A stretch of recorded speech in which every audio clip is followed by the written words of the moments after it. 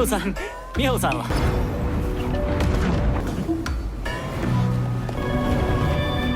这东西怎么用啊？脉络流金。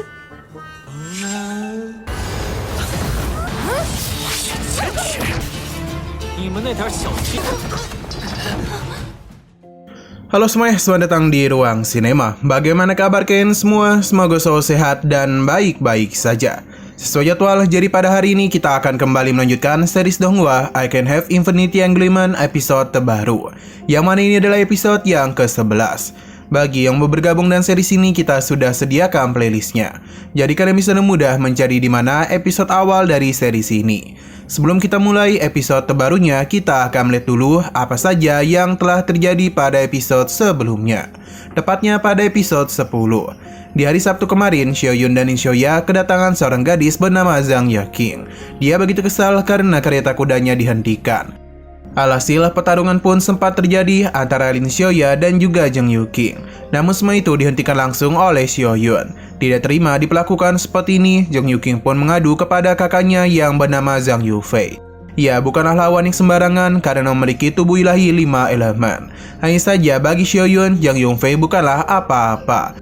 Bagaimana tidak, semua serangan yang Zhang Yufei lancarkan tidak mampu menyentuh Xiaoyun. Yang ada malah dirinya yang dibuat babak belur oleh Xiaoyun.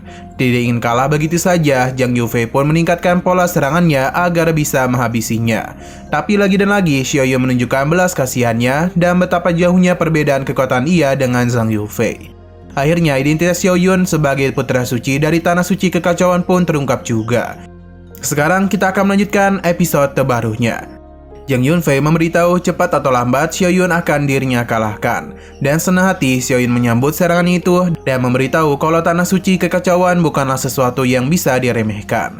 Sedangkan Xiaoyun berhasil menghancurkan formasi kurungan dan juga dengan mudah mementalkan Zhao Yunfei. Bagi Xiaoyun, pertarungan yang sejak tadi mereka lakukan hanyalah permainan saja. Karena Xiaoyun ingin merasakan betapa hebatnya kemampuan dari tubuh ilahi 5 elemen. Tapi sepertinya ini tidaklah sekuat apa yang orang-orang itu katakan. Zhao Yuqing pun panik melihat kondisi kakaknya yang seperti ini. Zhao Yunfei sendiri sama sekali tidaklah menduga dirinya akan dikalahkan oleh murid dari Tanah Suci Kekacauan yang dianggap telah menurun. Tiga orang ini begitu terkejut karena Zhao Yunfei, pemilik dari tubuh ilahi 5 elemen, dikalahkan dengan begitu mudah. Mereka tidak tahu Xiaoyun ini monster apa karena bisa mengalahkan sekuat seperti Zhao Yunfei. Lin Xiaoya meminta mereka untuk memanggil seniornya sebagai naga bintang 7. Karena selain kuat, seniornya ini juga sangat tampan dan jenius. Bahkan kekuatan tempurnya sendiri berada di nilai 800.000. Jadi sudah jelas kalau Xiaoyun adalah murid yang berbakat dan monster tiada tara yang telah lama didambakan oleh Tanah Kekacauan. Tidak hanya itu saja, seniornya ini juga telah membuat kejadian besar di Tanah Suci Kekacauan, yang membuat ia telah berhasil menjadi putra suci. Akhirnya, pria bernama Zhou Yuji merasa begitu tertarik dengan Xiaoyun. Tidak hanya saja yang tertarik, namun tiga pria ini juga sama kagumnya dengan kehebatan yang Xiaoyun miliki. Dan senang hati Xiaoyun menerima semua pujian yang mereka lontarkan. Hanya saja sesuatu pun mulai terjadi di tempat tersebut, yang mana ini merupakan tanda kalau Gua Naga Sejati telah resmi dibuka. Ledakan energi pun terjadi di sana untuk membawa para murid masuk ke dalam Gua Naga. 谬散了。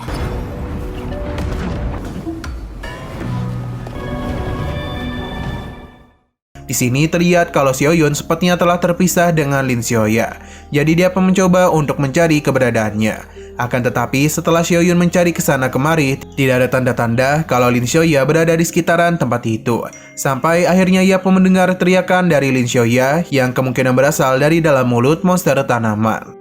Melihat apa yang terjadi, tentu saja membuat Xiaoyun marah dan langsung saja memukulnya.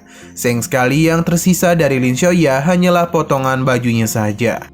Xiaoyun pun menjadi begitu sedih karena juniornya itu telah pergi meninggalkan dirinya. Tapi ternyata ia itu masihlah hidup dan tengah berada di dalam mulut monster tersebut. Jadi Xiaoyun pun tidak jadi sedih. Xiaoyun pun kembali melakukan penyerangan untuk mengeluarkan juniornya. Xiaoya. Setelah Lin Xiaoya berhasil diselamatkan, ia pun merengek karena mengira dia tidak akan pernah lagi bertemu dengan Xiaoyun. Ia menjadi begitu ketakutan dengan monster bunga tersebut. Xiaoyun mencoba untuk menenangkannya, dan lebih baik untuk selalu berada di sampingnya. Terlebih lagi, ini ada pertama kalinya mereka datang ke sarang naga sejati. Jadi seharusnya Lin Xiaoya tidaklah berpisah dengan dirinya. Bacotan Xiaoyun terhenti ketika Lin Xiaoya memperlihatkan sebuah jamur. Jadi alasan Lin Xiaoya pergi ke tempat berbahaya adalah untuk mencarikan seniornya harta. Tapi ini hanyalah jamur yang bercahaya saja. Lin Xiaoya tidaklah membenarkan hal itu karena ini merupakan jamur langka. Dengan ini kekuatan seniornya bahkan bisa meningkat sebanyak 100.000. Xiaoyun masihlah ragu apakah perkataan juniornya ini benar atau tidak. Alasan Lin Xiaoya yakin itu karena ia telah membaca buku tebal dari tetua Pu. Ketika Xiaoyun lagi senang-senangnya, jamur itu malah meledak dan mengotori wajah tampannya. Akhirnya Lin Xiaoya sadar kalau sepertinya dia itu telah membaca halaman yang salah. Sampai akhirnya Lin Xiaoya pun membaca jamur yang benar. Di sanalah Xiaoyun bisa melihat jamur yang dirinya baca. Xiaoyun pun menanyakan bagaimana cara memakan jamur ini. Belum sempat Lin Xiaoya menjelaskan cara memakannya, Xiaoyun sudah lebih dulu memakannya. Ketika Lin Xiaoya mau menyadarkannya, sebuah serangan pun datang menghampiri mereka. 天灵芝诞生于龙气农。这东西怎么用啊？脉络流金。 Yang mana itu berasal dari musuh lama mereka, yakni para murid dari sekte Taichu, yakni Pu Miyutong dan juga Si Yulong. Sepertinya mereka ini masihlah belum melupakan dendam mereka kepada Xiaoyun. Lin Xiaoya sama sekali tidak takut dengan kehadiran mereka berdua. Selain itu, Xiaoyun juga meremehkan kemampuan yang mereka miliki. Tentu saja perkataan Xiaoyun membuat Si Yulong marah besar. Ia berjanji apapun yang terjadi, dirinya akan menghabisinya. Pu Miyutong memintanya untuk tidak banyak bicara kepada orang yang akan meninggoy. Xiaoyun sudah menunggu kehadiran mereka karena ingin latihan menggunakan pedangnya. Seketika saja Pu Miyutong dan Si Yulong terkejut karena ini bukanlah pedang sembarangan. Lin Xiaoya membenarkan hal itu karena pedang berisi hitam ini sudah berumur 1000 tahun dan memiliki berat 360 kg. Dan pedang pemberian dari gurunya, Xiaoyun akan mengirim mereka berdua untuk kembali pulang. Si Yulong dan Pu Miyutong tentu menjadi panik. Jadi daripada harus berakhir di tangan Xiaoyun, lebih baik mereka pergi melarikan diri. Namun yang lebih dulu pergi adalah Si Yulong. Xiaoyun pun berencana untuk segera mengalahkan mereka dengan pedangnya. Namun ketika ia menebas mereka, ia malah kehilangan kendali atas tubuhnya. Dan tak kenapa tubuhnya itu tiba-tiba saja melemah. Ini semua terjadi karena Xiaoyun telah memakan jamur 9 malam secara langsung. Jadi menyebabkan kekuatannya terhenti. Si Yulong yang tadi kabur kini kembali lagi untuk mengalahkan Xiaoyun. Terlebih lagi saat ini kekuatannya tengah melemah. Walaupun begitu, Xiaoyun tidak niatan untuk mengaku kalah, karena dia itu masih memiliki sisa-sisa kekuatan yang diri anggap sudah cukup untuk mengalahkan mereka berdua. Pertarungan pun terjadi. Dalam pertarungan itu, Xiaoyun dan mudah mementalkan mereka berdua dan tinjuan manjanya.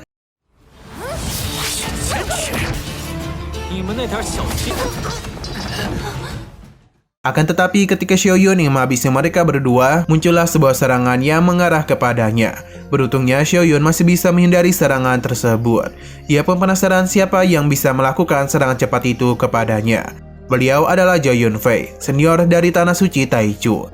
Si Yulong dan Pu Miyutong merasa senang dan kedatangan seniornya. Mereka meyakini kalau Xiaoyun pasti akan kalah di tangannya. Hanya saja, Zhao Feiyu itu kesal karena kedua juniornya masihlah tidak bisa berbuat apa-apa di hadapan Xiaoyun. Ini terjadi karena mereka tahu kalau kemampuan Xiaoyun telah meningkat. Tapi tanpa bantuan mereka sekalipun, Pu Miyutong yakin seniornya bisa mengalahkan Xiaoyun. Dan begitu percaya diri, Zhao Feiyu pun langsung saja melancarkan serangan kepada Xiaoyun. Alhasil, pertarungan pun kembali terjadi di antara mereka. Meskipun kekuatan Xiaoyun sedikit di-nerf, namun bukan berarti Zhao Fei bisa mengalahkan dirinya. Xiaoyun dan sigap menang semua serangan yang ia lancarkan, dan bahkan menghentikan bacotan Xiaoyun yang terus meremehkan dirinya. Seharusnya Zhao Feiyu itu sadar sedang berhadapan dengan siapa. Perkataan Xiaoyun pun membuatnya kesal dan ia mengakui kalau Xiaoyun memiliki kemampuan untuk bertarung dengannya.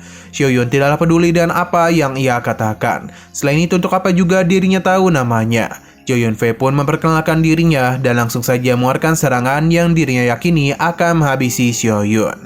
Lin Xiaoya agak panik karena ini merupakan serangan khusus. Pu Miyutong membenarkan hal itu dan dia yakin akan meninggoy di telapak tangan Dewa Abadi. Jo Yunfei meminta Xiaoyun untuk melihat baik-baik bagaimana nasibnya itu akan segera dirinya akhiri. Dan satunya Xiaoyun pun mengeluarkan tinjunya untuk menghancurkan telapak tangan Dewa Zhao Feiyu. Adu serangan yang terjadi ini tentu saja dimenangkan oleh Abang Xiaoyun. Bahkan ia tidak berhenti sampai di situ saja dan kembali melancarkan serang balik kepadanya. Zhao Feiyu tidak menyangka dan kekuatan yang Xiaoyun miliki. Kini dirinya bahkan dibuat terpojok olehnya. 蛇生长，特殊体质。我吃锅，一堆花架子而已。瞧你了，有没够？ Umi Yutong dan juga Xiaolong menjadi agak panik, sedangkan Nishioya sedang membangga-banggakan seniornya yang memiliki serangan hegemonik 9 putaran. Ketika mereka ingin membantunya, Lin Xiaoya tidaklah membiarkan hal itu. Ia pun menghentikan pergerakan dari Umi Yutong dan pertarungan pun kembali lagi terjadi di antara mereka berdua. 还想耍阴招？别想阴招！ Nah, sayang sekali lagi seru-serunya, episodenya pun harus bersambung dulu. Namun sebelum kita akhiri, seperti biasa kita akan melihat preview bagian selanjutnya. Yang mana sesuatu pun mulai terjadi kepada Xiaoyun. Ini pun mengejutkan para murid dari Tanah Suci Taichu. Sepertinya pengaruh dari jamur 9 malam sudah selesai, dan membuat Xiaoyun bisa menggunakan semua kekuatan yang ia miliki. Dan teknik yang akan dia gunakan itu pun semakin membuat Jo Yunfei panik karena serangan Xiaoyun sangatlah mengerikan. Pertahanan pun mereka bentuk, hanya saja mereka merasa ini akan sia-sia saja karena Lin Xiaoya itu melarikan diri dari tempat tersebut dan memberitahu kalau pertahanan mereka akan hancur lebur oleh serangan seniornya. Alhasil mereka menjadi semakin panik saja. Terlebih lagi, Xiaoyun sudah menyelesaikan serangannya dan sepertinya ini memang benar bukanlah sesuatu yang bisa ditahan oleh mereka.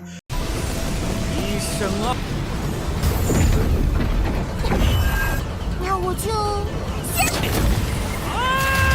他怎么会比我还快啊？ Oke, sekian dulu pada video kali ini. Untuk video selanjutnya akan segera hadir.